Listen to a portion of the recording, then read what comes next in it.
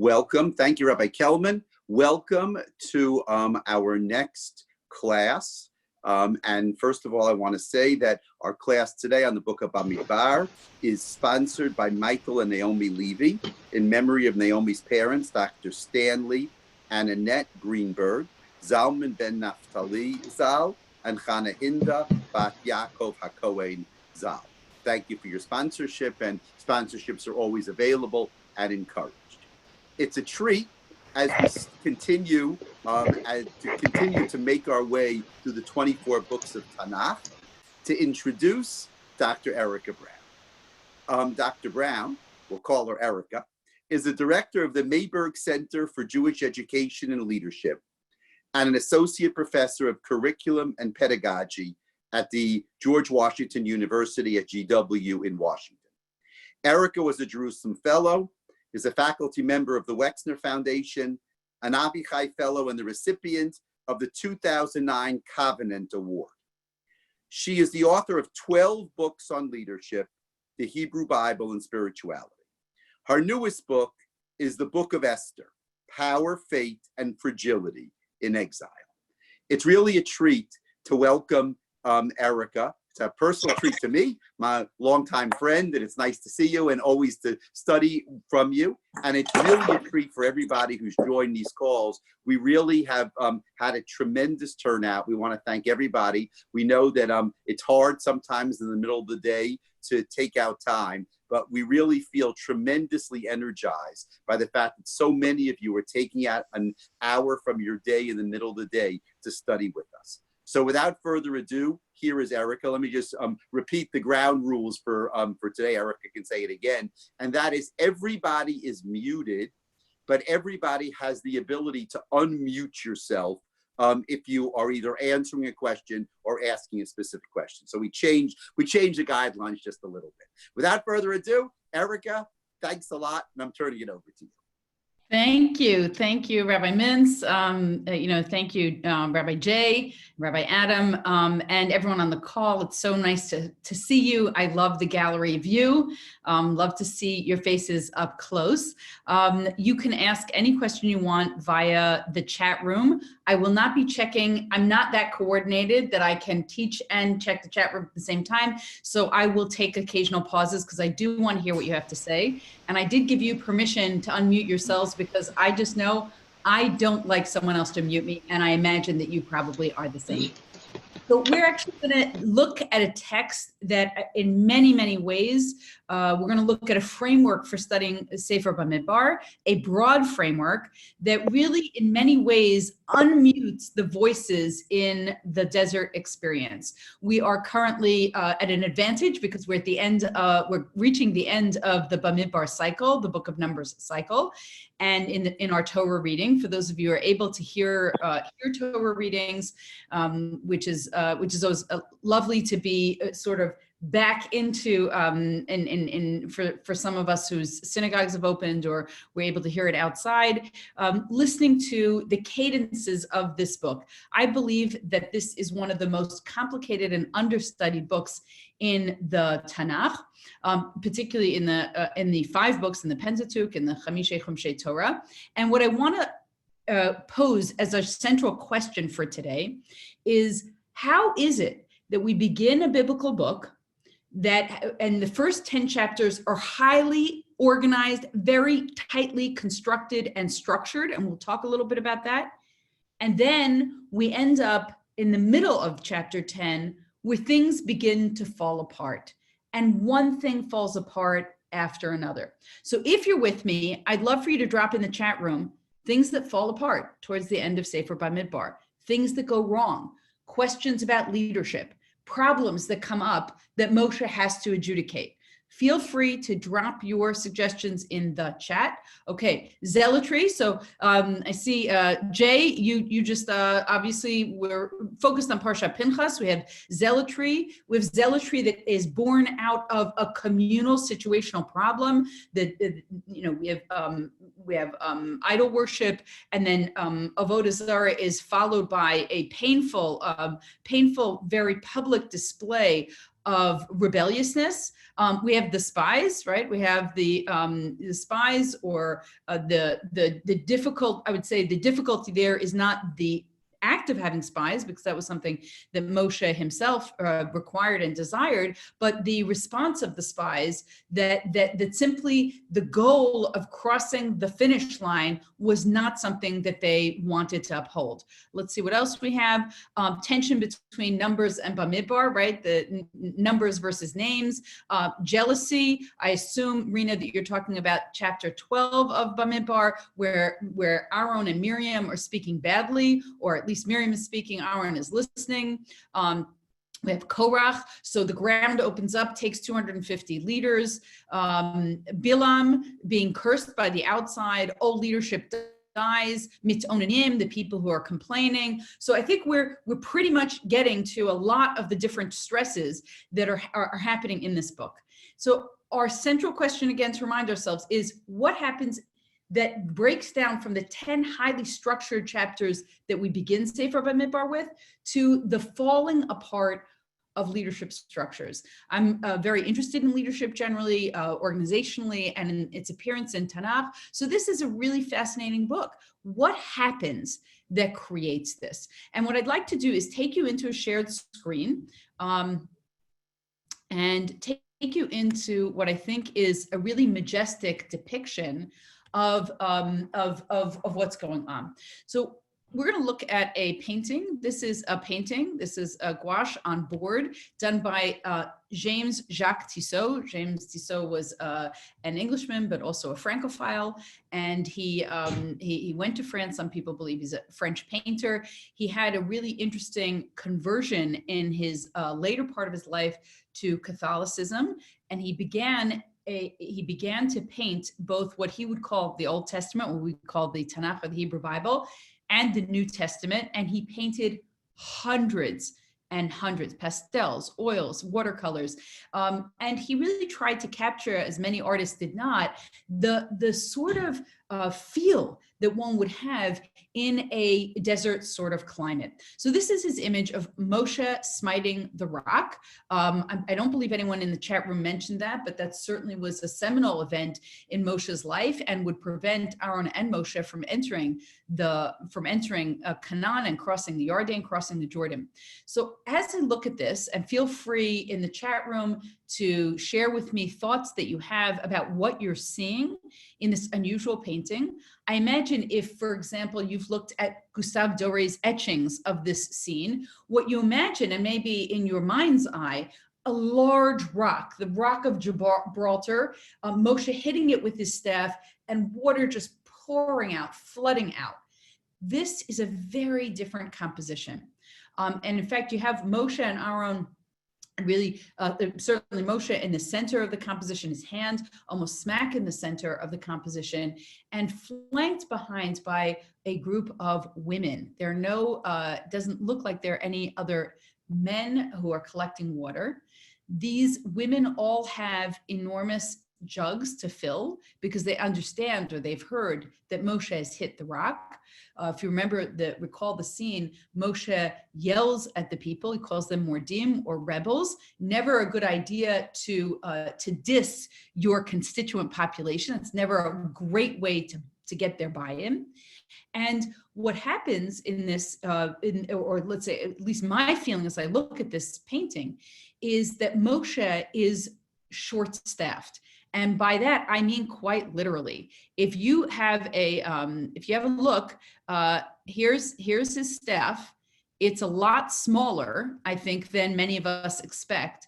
And it sort of indicates a certain impotence in the face of the needs that are burgeoning down on him. As you've got all of these people with their jugs wanting to be full, and at the same time, very little water. There's very little water. And Moshe, this to me, in some way, encapsulates the whole book of Bamidbar and helps us understand some of the deep tensions of the book. People want much more than what you have, and you can never provide it enough. Now, for those of you who are actually taking leadership positions, I imagine that some of you have felt this yourself, that people want and that it's never enough. And certainly in the time period in which we're in, where there's so much uncertainty, it becomes very, very hard to fulfill people's basic needs when those needs aren't even clear. It's not, and when the possibility is not there. So what I'd like to suggest, and I wanted to let me just take a look in the chat room to see messages that you have left for me. I don't think actually I can do right now, but so as we're looking at this painting, I want to refocus ourselves, and I'm going to go back to our gallery screen. Hello. As we're looking and thinking about this painting, I want to think about the highly structured beginning of Bamidbar. What happens in the beginning of Bamidbar? Please feel free to share.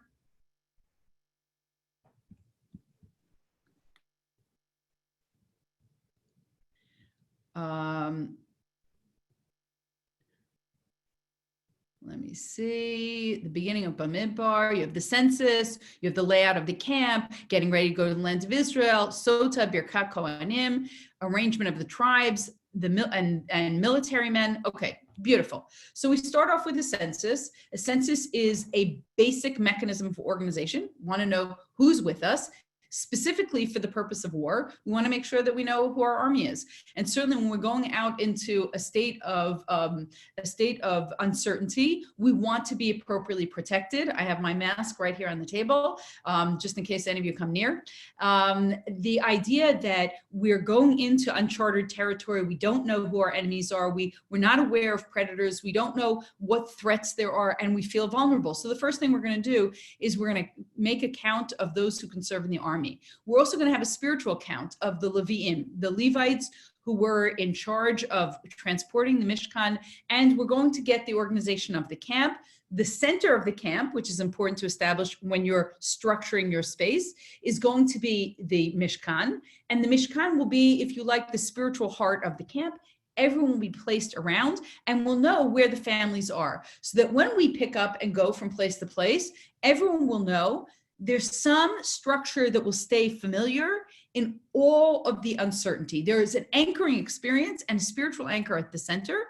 And in order to facilitate that, we have, Rachel just pointed out, there are clouds, there are anane kavod that give us direction. It's kind of the compass. There's a pillar of fire at night. There are flags, and I imagine, although my daughter could not be a camp counselor, sadly, this summer, that for many of you, anyone here by show of hands had a camp experience?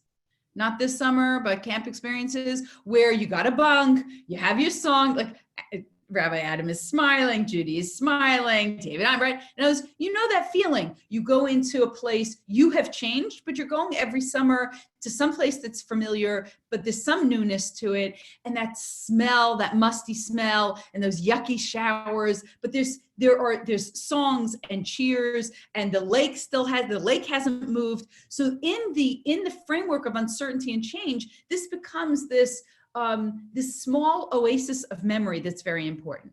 So what we have in the organization of the camp is this tightly structured with symbols and flags and demarcations, and then things break down.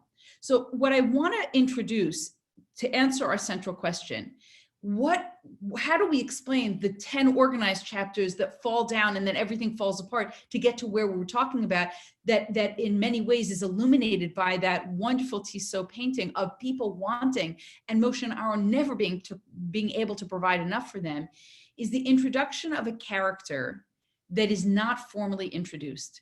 And that character is nature. The power of nature, that as the Israelites, as Bnei Israel are pushing forward, everything in nature is pushing them back. And I'm going back to my shared screen. And what I want to read to you, because I spent a little time with this book, I wrote a book called Leadership in the Wilderness. I want to read with you, and I hope you'll excuse me for reading, but I want to share with you some observations I made then that I continuously think about and frightfully think about in this time period where our world as we know it has changed, where we have tried in all kinds of ways to gain some control, but know that there is no control to be had. Nature, in its terrifying rawness, rarely conforms to human manipulation. It may for a time, and with constant human vigilance, bend to our desires. Yet when we least expect it, hurricanes devastate human habitations and manicured gardens. Tidal waves crush villages, entropy seeps into cities, buildings fall apart and get covered in moss and trapped in vegetation as nature gradually takes back that which man builds. Shocked by nature and angry at its wrath, humans rail about cyclones and tsunamis, but these natural disasters are completely indifferent to the presence of human life. And I wrote this 7 years ago. The book was published 7 years ago, long before we have what we could describe now as, in a way, the ultimate revenge of wilderness. The wilderness, with its arid stretches of land, its mountainous passes, and its flash floods, was a daily and constant challenge for the Israelites. It was also a compassionless challenge. And there were a few books that I did quite a lot of reading about the creation of nature, so to speak, and creation of gardens and the history of gardens, landscape architecture in preparing for this book. And I want to share with you something that in a novel I read instantly made me think of the book of Bamidbar. Amitav Ghosh wrote a wonderful novel, historical fiction called The Glass Palace. And its backdrop is the rubber plantations tended by the British in Burma before the Second World War. So one of the characters reflects on what it's like. I imagine that perhaps none of you have thought about this. What is it like to tend a rubber tree plantation? This is my little empire. I made it. I took it from the jungle, molded it into what I wanted it to be. Now that it's mine, I take good care of it. So for those of you who are gardeners, you might appreciate your own little empires. There's law, there's order, everything is well run. Looking at it, you would think that everything here is tame, domesticated, that all the parts have been fitted carefully together. But it's when you try to make the whole machine work that you discover that every bit of it is fighting back. It has nothing to do with me or with rights and wrongs. I could make this the best run little kingdom in the world, and it would still fight back. It's nature. The nature that made these trees and the nature that made us. So just to just reflect on this for a moment, it's a beautiful quote. And for those of you who any show of hands, those who are gardeners, amateur gardeners, black thumbs, trying. So you know how it is. You don't weed for a day. Everything sort of takes over. I'm always mystified by the way that every day I remove the death, and every day there's new life. This is just constant feeding of it. And then we get to a space where we think we're in control. And if you're not a gardener and not dealing with this, perhaps you have ever cleaned your closet and you folded all your shirts as if you looked like that you lived in the Gap. And then 2 days later, it's all back to havoc. So this question of the way entropy works, and in an environment where there's exhaustion because you're planning, you're organizing, you're naming, you're counting. And as you do all of those activities, which are basic to the human condition, what is Adam's first act in the world, if not to name the animals? It was naming the animals was a way of organizing his world and his relationship to the natural world. And yet, when it comes to that basic mandate that Adam received of to work and to watch the garden, to dominate the garden, that's hard work. And sometimes it doesn't work because nature is indifferent to human beings. And I want to look at two other citations that I think will bring this to mind, and then we'll actually look at a piece of Bamidbar. So Lamb Wieseltier, who was the literary editor of the New Republic, writes about the day he discovered the indifference of nature in his article on the response to the 2004 tsunami. Out in a fishing boat with a friend, the motor gave out as a fierce squall approached. The boat was tossed, and Wieseltier says that at that moment he was introduced to terror. In the midst of his blackest moment, a gull landed on the side of his boat and stared at him coldly. I will never forget the equanimity in that bird's eye. No, I did not expect the creature to be moved by my ordeal, but I had never before been regarded so inhumanely. Never before had I imagined how I might appear exclusively from the standpoint of nature. I don't matter. I don't matter, is what he says. For those of you who are to move away from literature to film, Werner Herzog, a magnificent filmmaker, did a documentary called Grizzly Man, and he took footage taken of wild bears in Alaska by Timothy Treadwell. He was a troubled young man who believed himself to be a friend to bears and their protector. He spent 13 summers living in the Alaskan bush. He filmed his natural surroundings. He says, I will die for these animals. I will die for these animals. I will die for these animals. But these vicious animals were not his friend. And he and his girlfriend were mauled and killed by a bear while his video camera lying in the field captured the sounds of him screaming. Herzog says in the film, what haunts me is that in all the faces of all the bears that Treadwell ever filmed, I discover no kinship, no understanding, no mercy. I see only the overwhelming indifference of nature. To me, there's no such thing as a secret world of the bears. And this blank stare speaks only of a half-bored interest in food. But for Timothy Treadwell, this bear was a savior, a friend. We tend to think that we can tame nature, control nature, that we can trim it, that if we were just a little bit more vigilant, that it will bend to our means. In fact, someone asked, what about pets or dogs? I don't know about you, but a lot of pets now, I have 2 dogs, a lot of pets are treated as children. Parents are, right, human beings are called their mommy and daddy. And you can buy lines of clothes for them. You can have a bar mitzvah. I have been invited to bar mitzvahs. There's a sense that we're trying to, and we find things are cute when animals look like human beings. But animals aren't human beings. And while they do follow certain patterns, there are ways in which nature is unpredictable, and it sort of laughs at us. So Anton Chekhov, for example, said, which I was very, I was very struck by. Anton Chekhov tried to understand why people write graffiti in the wilderness, right? Why would you go into a forest, an ancient forest, and put a heart and your initials in it? The idea of the initials, in some way, Chekhov believed, a way for human beings to assert a presence in a place where there's absence. The idea that you really can't have this presence. So now let's think about these first chapters of Sefer Bamidbar. We're setting out, we're organizing our camp, we're preparing for everything, but we're also on some level understanding that the reason we're preparing is that we cannot ever be fully prepared. And when things get more sketchy, more difficult, when our feet are more tired, when we're more thirsty, when we're pining for food that we have not had, things begin to break down. I just want to take as an aside a commentary on the food in Sefer Bamidbar. What is our main food in the book of Bamidbar? The man. I see Aileen says the man. I could read her lips. The manna, the man. We begin with that food in chapter 16 of Sefer Sefer Shemot, of Exodus. That comes after this. We're saved by water in chapter 15, right? Shirat Hayam. Then we walk 3 days. We complain about water. That's our first complaint. And God resolves that complaint. And then we end up in an oasis of water, and things seem to look promising. But in 16, we begin to complain about the food. We have no bread, and God gives a product, mahu, right? What is this? Manhu, what is this? The very name of the food is something indescribable.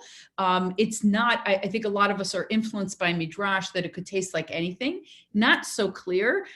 Interesting conversations, discussions in the Gemara in Yoma about what the nature of this food was.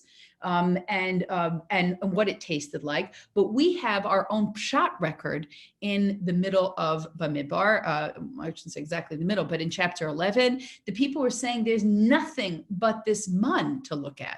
So when we think about, and they begin to complain and remember the food that they had before. So here's the trajectory of the Israelite journey from one place to the other. In Mitzrayim, we had certain foods, at least by their recollection, that were associated with high water content. Dagim, they said dagim that we got b'chinam for free. We had leeks, onions, leeks, onions, garlic, right? Pungent foods. So you imagine that the blandness of the everyday diet might have been also something that rubbed them the wrong way, that contributed to their sense of the boredom with the food, and food like melons, which would have been, again, high water content. So you can see that they're complaining about the food that they had, which is associated with water, no doubt, because it was irrigated by, Egypt was irrigated by the Nile. They're pining for those foods. They're complaining about the man, and only in Devarim Chet, in Deuteronomy 8, do they get a promise of what the food will be. So let's talk about that promise for a second as a little digression that will help us in our understanding of the impact of nature on the book of Bamidbar. Anyone remember the foods of Israel? Certainly like to be there and having some of them myself. So the Shivat Haminim, the 7 species that we have, right? Figs, pomegranates, dates, date honey, right? Wheat, right? So the 7 species of Israel, which are outlined in Devarim Chet, and they're very different than the food that's mentioned in Bamidbar. The food that's mentioned in Bamidbar, which we just listed, are foods that are easily grown. They're root vegetables. Once you have one harvest, you take them out, and then you don't have them again. And the foods of the land of Israel are associated with sweetness, whereas the foods that are mentioned in chapter 11 tend to be bitter. So in thinking about this, there's almost I imagine, because Moshe, this was a chapter where Moshe experienced a great deal of despair, that the people wanted food that could be rooted, that they could grow as part of a deeper, pervasive psychological need to stop moving. Let's stop. Let's plant ourselves here. Let's grow something here. Where the promise that Moshe wanted them to hold on to, that long-term goal, was let's build something that's deeply rooted that will allow us to experience a life of sweetness and a life of abundance where produce will keep flowing year after year. So I don't know how many of you have been to know Kudumim, the Biblical Gardens of Israel. It's one of my favorite spots, and certainly for anyone who teaches Tanach, it's a necessity. And there I heard a very interesting explanation of Orla, of the idea of planting a tree and not taking its fruits for 4 years. In the ancient Near East and the current Near East, when it's very, very hot, plants need very deep roots in order to access water. If they spend energy developing the fruit, then they will lack the energy to develop deeper roots, and therefore they will compromise the long-term benefits of the trees. So when you think about the trajectory in Bamidbar, just through food alone, right?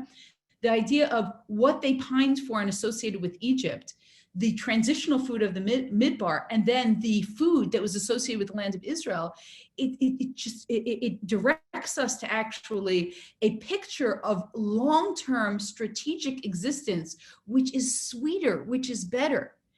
But when we're in the thick of it, we can't see it. All we see, as we say in Yud Aleph, is this mun before us all the time. And I don't know about you, I'm getting a little tired of my own cooking. I think that for many of us, we're one of the challenges of isolation and quarantine is the sameness of it. And we're only experiencing this now for a little over a quarter of a year.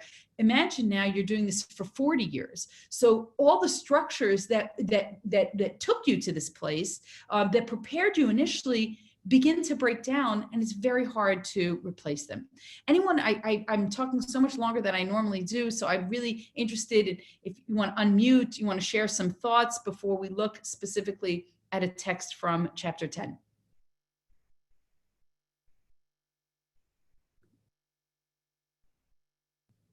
I'm going to look at some of the chats.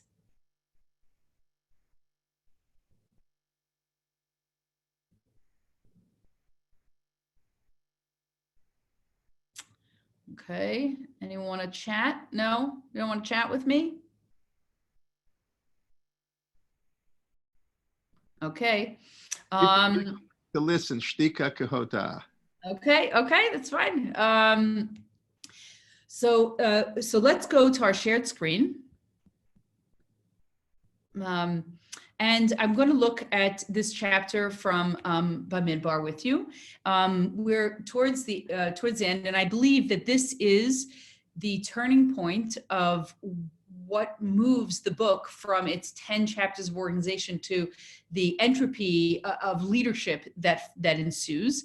And I think it's very hard to understand the book of Bamidbar without these few psukim. ויאמר משה לחובב בן ראואל המדיני חותן משה נוסעים אנחנו אל המקום אשר אמר השם אותו אתן לכם לך אתנה ותבנה לך כי השם דיבר טוב על עמו. So we have a visitation here. Lots of questions, which we're not going to get into right now, of who is Chovav. He's not a character who's been introduced. Some believe that Chovav was himself Reuel, Reuel being either an honorific for Yitro, right? Yitro, Jethro, was introduced early on in the book of chapter 2 in the book of Exodus in Sefer Shemot. So either it's Chovav is Yitro himself, or Chovav is the brother-in-law. For pshat reasons, I'm going to say Ben Reuel is the brother-in-law. Moshe's brother-in-law, the Midianite, comes to visit. And Moshe says to him, I want to tell you, where we're going, right? We're going to this place that God, which is our God, not your God, says, I'm going to give you this land. And if you come with us, I'm going to give you part of it, right? We'll share it with you because God said that he's Diber Tov al Yisrael, that things are going well for Israel. Now, this is not unlikely. And you can understand the affiliation between not only the filial affiliation between Yitro and Reuel, but also the way in which these two operate. As we recall, Yitro was a Kohen Midian, and Yitro came in Parsha Yudchet in 18 of Exodus to bring, and he brought Tzipporah and as they're called her sons, not Moshe's sons or their sons. The Zohar there comments that she was the one who was raising them. Yitro brings Tzipporah back and has an opportunity to engage Moshe in what is a remarkable celebration of Moshe's leadership and God's hand in Israelite history. So I want to think with you about that scene for a moment, because most of us remember Yitro's contribution is more like a McKinsey specialist. He helped Moshe administrate really on behalf of the people, because the people were standing all day waiting for Moshe to adjudicate their cases, so that we're now going to be a hierarchy and structure to be followed, where other elders could handle some of these questions and take the pressure off of Moshe, but also engage the people so the people would not have to wait all day. That's the second thing Yitro does. The first thing Yitro really contributes to Moshe's welfare and the camp is that it's the first time that Moshe tells the story of what happens, at least the first recorded time, that Moshe tells the story of what happened in the Exodus. An amazing, amazing trajectory that was. Moshe is able to tell Bnei Israel, able to share the story of Bnei Israel, the plagues. Remember, Moshe left his father-in-law's household after he was married, and he had his first two sons, and they have not had an encounter, at least not a recorded encounter. So there's a lot of history. And as Yitro is hearing all this, Yitro calls for a celebration, and they have a meal together, celebratory meal. And this actually, I think, provides an important insight into who Moshe is. And to what leadership is, because so often in leadership instances, people work hard, they work very, very hard, and when they finish a project, they just go on to the next project. It's rare the leader who can celebrate his or her own accomplishments and ipso facto celebrate the accomplishments of other people. So what got us here, let's talk about what got us here. And I think Yitro not only provides the administrative force for Moshe as he moves forward, but he provides the reflective pause so that Moshe can think about his relationship to HaKadosh Baruch Hu, the amazing experience that they've all been through. Now, Can I add something? Sure, please. I wonder also if that moment, you're making me think, allows Moshe to not feel so alone. He might have his siblings, but it's very interesting to have support from the outside And maybe Moshe is craving that a little bit. I'm sure. Thank you for that observation. I appreciate that. I think also what's interesting, if you look at that scene, and it's a little bit distressing, Moshe is reacquainted with his wife and sons, but he actually welcomes Yitro into the tent. There's almost a sense that this is a leader to leader, not only an insider-outsider conversation, but that there's certain conversations you can only have with people who are handling your degree of stress. And I've often heard this since I work with many boards and staffs. So a president will say, being a vice president wasn't like being a president. When you're president, you can only talk to other presidents, right? When you're CEO, it's hard for anyone else. No one else is carrying the buck the same way that you're carrying it. So there's a sense here, perhaps, that I think that's I think it was Yael who made that point. The beautiful seclusion of leaders who can share, unburden themselves, celebrate with each other. So here you have another moment, and what's fascinating about that Yitro text is that Yitro also leaves. You'd think after it's like the ultimate conversion story. He hears this amazing acts that HaKadosh Baruch Hu does for Israel, and he says, I'm staying. But in fact, he gives Moshe his advice. They have their celebratory meal, gives him his advice, and then he leaves. And that will be similar to the pattern that happens here. Moshe says, there's a largesse that's on offer. Please join us. And we're surprised because Chovav hasn't been introduced. We're not sure what their relationship is. We're not sure why this statement was made until we get to the next pasuk. Vayomar elav lo elech. No, I'm not coming. Ki em el hotzi ve'el moladati elech. Very similar to Yitro at the end of Exodus 18. I'm going back to my house and my country. It was great for you. That's wonderful, but I have a place to live. Vayomar al na tazov otanu. Now it gets a little bit more petitionary, and I'm going to read it the way I think it's meant to be read. Vayomar al na tazov otanu. Please don't leave us. Ki al ken yadata chanotenu bamidbar. Vayita lanu leinayim. Now Moshe is through with the courtesies. He's through with the nice speech. He actually, if you imagine someone on his knees, I can imagine him saying to Chovav, please don't go, because you know how to camp in the Midbar, and you will be, for us, our eyes. Now, I want to look with you at the translation. This is the JPS translation. It says, please do not leave us inasmuch as you know where we should camp in the wilderness and can be our guide. Our guide and our eyes are two very different things. And I'm going to go back to the eyes, but I want to just finish reading these psukim. Vaya ki telech imanu, vaya hatov ahu asher yitav Hashem imanu, veitavnu lach. And now Moshe sandwiches this beneficence. If you come with us and you can do this with us, we're going to give you the same. It wasn't clear that the same bounty was going to be on offer, but that same sense of it will be good for you. It will be good for you, when in some way perhaps it masks the fact that it's actually good for Moshe. This is what Moshe needs. V'yisu mehar Hashem derech shloshet yamim v'aron brit Hashem noseh leftehem derech shloshet yamim latur lahem menucha. But Chovav is not there. And instead, they march from the mountain of God a distance of 3 days. And the Aron travels in front of them on that 3 days journey to seek out a resting place. So instead of using an animate, a human being, there's an inanimate object. There's the Aron, Brit Hashem, and that will be moving before them. So let's think a little bit about the oddity of this. I had seen this so many times and paid no attention to it. This little speech, what could this little speech mean? Any thoughts from our participants? Well, isn't it really a disloyalty to Hashem when Moshe Rabbeinu asks Chovav to be the guide, when in fact the Aron is going to be the guide? So isn't Moshe making an inappropriate request from a point of view of belief in Hashem, in Hashem and his Aron? Right. So it's interesting. I don't know if the Aron, I actually understood this, but there are many ways of understanding this, as Moshe deciding when Chovav says no, to put the Aron and as their headpiece. And that before that, perhaps, that Moshe had sufficient direction. Moshe knew where he was going.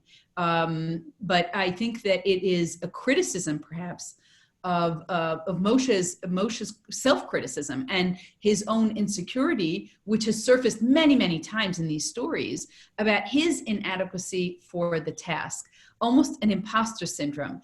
We hear it in Moshe's early story, Mi Anochi, who am I? Who am I? Who am I? And then here, there's a sense, I can't do this. Now, Moshe has changed roles many times. Moshe has gone from being a resident of Pharaoh's home to being what we might call today a social justice warrior, right? An activist on behalf of his people, on behalf of injustice. He sees, he sees a bush. He becomes now the head of a movement. And then at the Sinai experience, he turns into something else. He becomes the scholar, the teacher, the adjudicator. Somehow in the middle of Bamidbar, Moshe gets to a place where he says, I have repurposed my leadership many times. I'm at the end of the road here. I need a new set of eyes. I'm just wondering, like what you said, I need a new set of eyes. I'm not sure that we should be directed by the translation, which says guide, but rather a new set of eyes, even in terms of dealing with these people. He's having self-doubt, and it's like, how do I approach this whole thing? I need a new set of eyes to deal with the situations as we move forward. Yes, thank you, Rebecca. Thank you very much. And that's why I'm actually very troubled by the translation as guide, because I think it actually betrays something very inherent to Moshe's greatest leadership talent. Moshe, if you remember, out of all characters in Tanakh, this is just, I'm not an optometrist, but I would say Moshe has 20/20 vision. So when we meet him, Moshe is looking at a Mitzri killing an Egyptian killing an Israelite.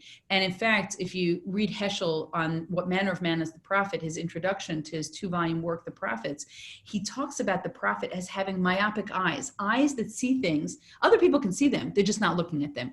Ears that are larger than other ears, because everyone can hear, but people choose selectively what they want to listen to. But Moshe sees things that other people don't want to see. So first he sees an Egyptian slaying an Israelite. Then he sees 2 Hebrews fighting with each other. And this is a cause of consternation for him. And eventually he's unraveling in Egypt. He becomes a fugitive as a result, because they actually saw what Moshe did, even though Moshe looked here and there. Then Moshe sees shepherds harassing shepherdesses, and that brings him to the well scene, as Robert Alter calls the well scene, right? The biblical type scene for marriage. So Moshe sees. Then he gets to a remarkable scene in chapter 4, where he sees a burning bush. He sees the bush burning, and when he sees that bush burning, if you're looking carefully at the text, Moshe turns to look at the bush. It takes an effort, and then God is it appears as if God is waiting for someone to notice the burning bush. Are you the kind of leader who does not only notices social injustices? Are you the kind of leader who can appreciate wonder? And I say this because there are a lot of people, particularly now in the very difficult time we're living in, and I mean on every account, the world is on fire. There are people who just see terror. They just see inequality. They just see injustice. What you find in great leaders is that they have that Moshe double vision. They see injustice, they see it clearly and they respond to it, but they also have the capacity to see wonder and to acknowledge wonder, that there is beauty, that there is mystery in the world, that there is something higher, that there is transcendence. So you've got this majestic combination in the character of Moshe. When Moshe dies, what 2 things are not taken from him? It's almost as if he dies a living man at 120. We're in Devarim Lamed Daled. His strength, it says, was unabated, and his vision was undimmed. When Moshe died, that 20/20 vision went with him, leaving us, I believe, the ultimate inheritance of Moshe's legacy and what we need in the land of Israel as an enduring capacity. We need strength and we need vision. Those two things need to go together. They didn't die when Moshe died. So here's a man in chapter 10 of Bamidbar, this perfect sighted man who says, I need someone else to be my eyes. I don't have eyes for this. I can't see. That must have been a moment of great, great terror. And in fact, it translates in the next chapter in Yud Aleph, it translates into Moshe breaking down and God once again having to build Moshe up. Moshe says, I can't carry all these people by myself, right? If so, kill me now. I'm wretched. I can't do this. So you get a sense that Moshe is falling apart internally. And he seeks that same outsider voice that he had in Yitro, he sees in his brother-in-law. And he says to his brother-in-law, you can see something that I can't see. You know, there's that wonderful quote from Newton, Isaac Newton, that has made its way into rabbinic sources that justifies a lot of writers, particularly medieval writers, who include that in their discussion of, in their hakdamot, in their introductions. They say, who am I? I'm nothing, and I come from, all the giants are behind me. But a midget, someone who's dwarfed, who stands on the shoulders of giants, can see further than a giant, right? So in some way, I think Moshe gets to this point where he feels dwarfed by the mission, and he simply can't see. Now, he doesn't bring that to God first. He brings that to an outsider. Perhaps it was just easier to offload it on the outsider.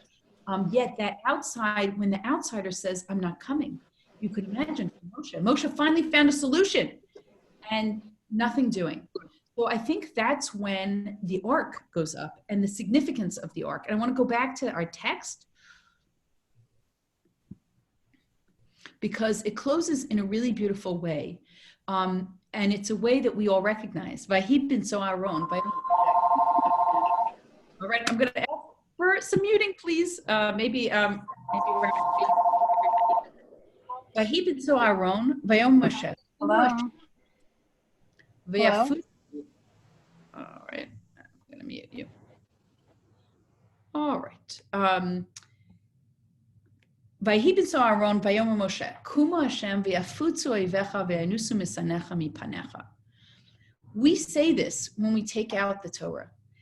And I want to provide perhaps a context from Bamidbar so that we can say this with extra kavanah, with extra intent. This opportunity, this moment, when Moshe felt at his low point and perhaps did not have the set of eyes, Moshe propped up Bnei Israel with the value, with the symbol of all of their values, and their values would lead them. And in a way, I think it's a comment on the limits of human leadership. Humans are flawed. Humans are tainted. Humans don't always understand the difference between power and influence. Humans have low points. And at that point, Moshe says, I will put the ark in front of us, and the ark will show us the way. So when we take out the Torah, week after week, in some way, we are also singing this song, this testament to what the Aron has meant for us throughout history as the thing that leads us through the wilderness. And I'm so struck now, only recently saying this myself, this past weekend, going to an outdoor shul, hearing the Torah read from a scroll for the first time was very, very powerful for me. And saying this, and really at this climate of saying, what is it? As so many things have changed and fallen apart and put us in a state of question, that the Aron still stays with us, that the Torah that it teaches, the Torah that it holds is ultimately our guidance and our leader. It is our eyes. It is our eyes. So what I wanted to look at is conclude with two thoughts, and then your questions and observations, and I'll have a look in the chat room. I'd like to make a distinction that I think is important in the Midbar challenge and maybe in our challenge today. Karl Popper, great philosopher of science, divided problems into clock problems and cloud problems. To understand a clock, you only need to take it apart. It's mechanical. You remove each part and you study it. You can count the teeth on the gears. You can measure the size of its parts. You study the pieces. You understand how it works. It's predictable by design. If it breaks, you fix the problem. Cloud types, on the other hand, and I'm intrigued by cloud types because we're in the Ananei Kavod, thinking about the clouds that took us to the Bamidbar. Cloud problems are complex and dynamic. You can't take apart a cloud the way you can a clock. Cloud type problems are more difficult to understand. They're unpredictable. They're constantly changing. You can't break it down to look at each piece. You have to study it as a whole. You have to look beyond the cloud itself to understand the weather patterns, seasons, and factors that create the cloud in the first place. So when we're thinking about, when we're in the Midbar and we're thinking about the first 10 chapters, we're thinking about clock problems. Right? When we organize things, we think clock problems. What should I do? I'm going to do this. we're going to divide the camp this way. We're going to count this way. We're going to have flags. Every time we move, it's going to be like this. We're going to follow the compass that's created by the clouds. But then things start to break apart because the structures that we had that held them up to this point no longer work. And Moshe says, I don't have eyes for this. And the eyes that he assigned failed. So he took an Aron, he took the standing physical tribute to our values and he put it in front to lead. And even so much leadership breakdown happens. So that in 11, we have the mitonanim, the complaints. In 12, Miriam and Aaron whisper about Moshe's leadership. And from there on, we have the scouts, we have the spies, we have, and the Magifa, all the difficulty that happens there. We have Korach, we have Bilam, we have the death of Miriam, we have the death of Aaron, we have the hitting of the rock. In fact, one scholar on the book of Numbers says there's no recorded birth in the entire book of Numbers. Right? Very, very different than the book of Exodus. And so here we are in Bamidbar, finishing and saying to ourselves, well, how do we conclude this book? What do we understand from it? Now we're going to be reading the Torah cycle, Matot and Masai, which records the journeys, the steps that we took. And I think there's something very powerful spiritually about what the recording of stops means. I imagine that for all of us, we reflect on our own lives as a series of stops and starts, as a temporary sojourn in this magnificent planet where we can recall a name of a place and with it all kinds of memories of that place, the challenges of that place, the tribulations, the vicissitudes, the joys of that place. And so in some way, Bamidbar is the ultimate journey of the wilderness, that is the journey of wilderness that is simply life. And the question is, how can we prepare? How do we take care of our clock problems? And then how do we actually understand, acknowledge, and invite in the cloud problems? Because I think sometimes where we falter is expecting that everything works as a clock when a lot of things work as a cloud. I think if you look at Marty Linsky and Ron Hafetz's book, their book on leadership on the line, where they talk about the difference between adaptive and technical changes. And a lot of times when you come to an adaptive, a really difficult leadership problem, you try to attack it through technical means.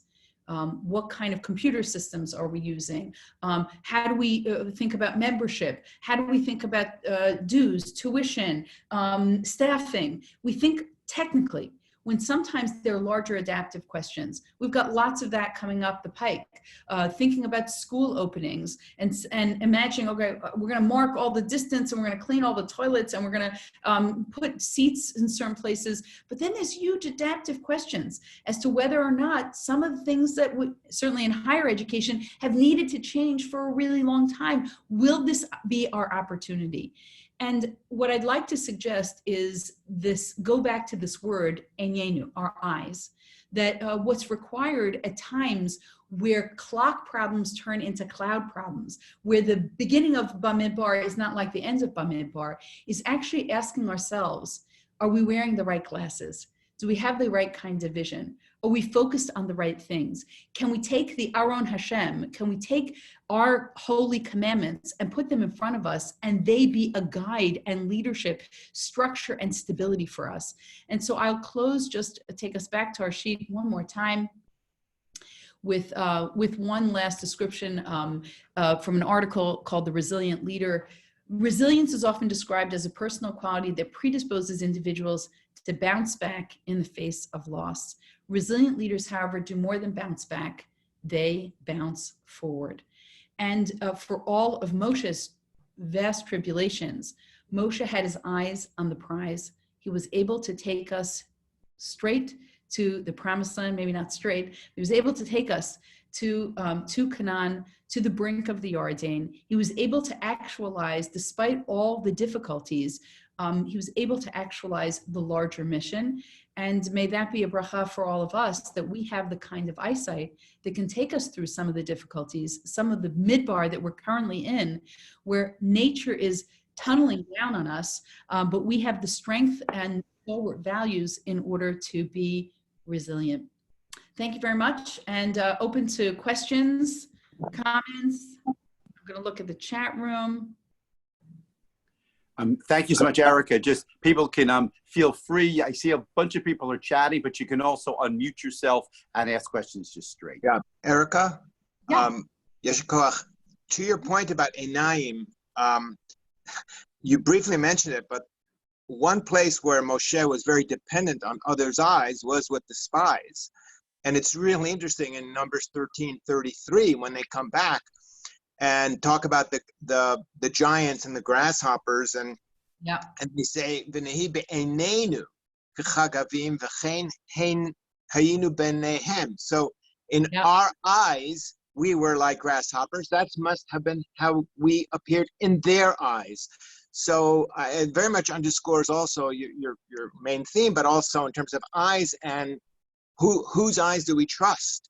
And what happens when eyes can project and eyes can be affected by our own struggles? So I think that really fits nicely into your role. No, it's beautiful observation. I want to share a student of mine many years ago, Tamar, made the observation on that. You know, it's one thing to say, I feel like a grasshopper. It's another thing to say someone else sees me as a grasshopper, because we're not in someone else's eyes. We don't know how they see us. And in fact, to contradict that, 11 chapters later in Kaf Gimel of Bamidbar, the head of Moab sees us, Balak sees us as oxen who lick up the grass. So someone called it the Levi Eshkol complex, where you think of yourself as much less powerful than you really think of yourself, right? Or like the old joke about reading Jewish newspapers, reading anti-Semitic newspapers because Jews are in control of everything, right? It was the way we see ourselves, and then project the way that outsiders see us, and that outside look wasn't true. Other people did not see us as chagavim. We might see ourselves sometimes as powerless and small and like insects, and someone can step on us, but someone else may say, wow, these guys are mighty and powerful. Shimshon Hammerman in Montreal. I just came to mind with a quote from the High Holiday Liturgy. Einei amcha bam tuluyot ve'eineihem lecha meyachalot. Beautiful, beautiful. Would you like to translate for our listening audience? Oh, goodness. The eyes of the people are cast upon them, and they put their hope in thee as they approach the holy ark with awe. Yeah, beautiful. This is a beautiful, also just a beautiful part of tefillah, and the idea of the hopefulness that that is held in a particular symbol. Other thoughts, observations? Erica, could I say something? Yes. Sure. So in reference to what you said at the end about the Torah, the Torah becoming the leader, because I think you can see that in this evolution going from the divine to human taking of the Torah.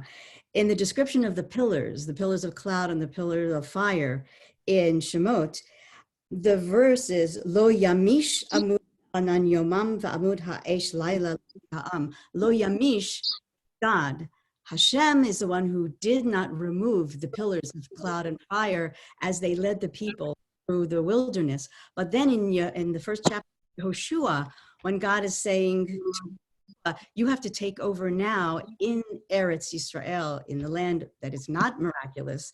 And he uses the same language, but with a little bit of a twist. So in the first chapter of Yehoshua, God says to him, wait, let me get it right. Velo yamush, lo yamush, not yamish, but lo yamush sefer haTorah hazeh mipicha, v'higita bo yomam v'layla, leman tishmor, et cetera, et cetera. So the lo yamish turns into lo yamush, and the pillars of cloud and fire turn into the Torah itself.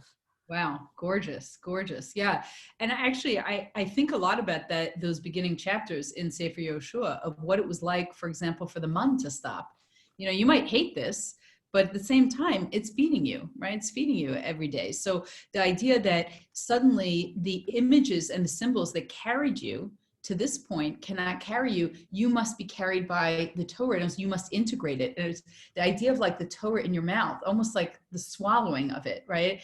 That has to guide you. I think we're still struggling with that, right? Still struggling with that in terms of Jewish identity in the state of Israel, in terms of leadership across the world. So this idea of how do you integrate when there aren't these guiding things, even the idea of a cloud being your compass. You know, you put your hand through a cloud, it's gone. So the idea that you're trying to make something more tangible, more livable, integrated is really a challenge. Thank you. That's a gorgeous observation. Hi. Hi. I hope some of the links I posted to different things, the Hamnieto or Tolkien and things like that, you know, were useful comparative insights. Thank you. I'm going to look at them afterwards. I'm not so gifted to teach and to read at the same time, but yeah. one day it's my goal. We're in COVID. Dr. Eric, I wanted to share one insight. Actually, it's from a brief shir by one of the leading poskim in Israel, Rav Asher Weiss. You can find the shir. I'm just posting it. He said One of the problems is that the spies in Korach reversed the proper attitude. They were fearful when confronting the outside nations, but they were arrogant when confronting Moshe, whereas our proper attitude should be being bold and resolute regarding confrontations from the outside, but humble and seeing ourselves as small to avoid internal disputes. Yeah, I mean, first of all, nice to see you, Ariel. It's a long time. I'm kind of into humility outside and inside. You know, I think, you know, I don't think the arrogance works in either setting, although I think that's a provocative distinction. You know, I actually, you know, reading Sefer Bamidbar and studying it, I think the sense of inadequacy that everybody feels, you know, the challenge and the level of vulnerability that everybody feels in relation to nature. And that's why I wanted to bring nature into it, and maybe we'll close with those thoughts. You know, when you're fighting against an enemy that you don't perceive as an enemy. We don't walk through the world and perceive our environment as antagonistic towards us. But I've noticed in wearing a mask and often wearing gloves that my perception of the world is that it is now a place of suspicion and possible despair. And anywhere I turn, I could be potentially infected. That changes the whole way in which I walk through the world. If you thought that at any turn there would be an enemy, someone would be listening to you, spying on you, suspicious of you. You know, I think there are conditions that are created by the world at large that we cannot always escape from, and we begin to internalize. And I think that internalization becomes the chief problem in Bamidbar. And so you can only really break it up when you feel that you have some set of value, right? This Aron Hashem, some set of values that transcends that lower space. It's hard, you know, it's hard. And just Gary made a point about technical and adaptive and clouds and clocks, which is exactly where I was going. So I'm glad that you made the linkages. I think that there are some helpful frameworks in which to think about this. And we've introduced a few, and with that I'll close. There's the cloud versus clock. there's technical versus adaptive, and there's human eyes, and then there's the eyes, symbolic eyes. And I think symbolic eyes in some way have to carry the day, that our human vision is limited, and sometimes it can only see what is perilous. I think looking up to Moshe as the leader who actually takes us there, it's not only because Moshe, as I pointed out earlier, could see devastation, could see injustice before him, but he also had the capacity to see wonder. And we would be remiss in this time period if, because of the limitations that we're currently living with, we only saw the world one way and we let go of the world's wonder, which every morning when we wake up is affirmed when we say Moda Ani. Thank you. Have a wonderful. If people need little examples of nature's wonder, I recommend looking at the Monterey Bay Whale Watch Facebook page and the Sheldrick Trust from Kenya, which cares for orphaned elephants. It really kind of gives perspective on what a wondrous world it still is. Baruch Hashem. Thank you. And you know what? Everybody, just like you are, everybody says, oh, when I'm thinking about wonder, look at this, look at that. Do you see this? Here's a picture of my grandson. I mean, there's so much wonder, and there's so much wonder is still to be experienced. And it's been nice traveling with you in the Midbar today. Dr. Erica, Thank you. Thank you very much.